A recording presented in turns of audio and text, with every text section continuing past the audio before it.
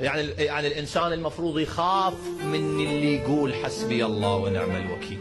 هاي تدرون حسبي الله ونعم الوكيل هاي قوة خارقة، لا نووي قريب من عندها ولا صاروخ.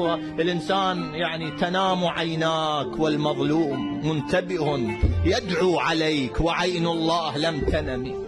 إذا تظلم لك واحد ويقعد بالليل تحت السماء يقول له إلهي أشكو لك فلان ابن فلان، هتك حرمتي، كذب علي، سقطني، ظلمني، وين تروح من الله باكر؟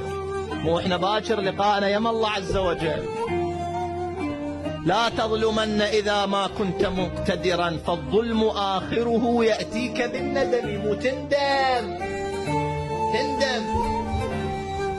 غدا عند الإله إذا التقينا ستعلم في الحساب من باكر يوم القيامة لما يلاقوك تعال ليش سقطت فلان؟ آخر هذا مسلم شيعي مؤمن ليش سقطته؟ والله قالوا لي قالوا لي ثقات قالوا لي مدري شني يا قالوا لك.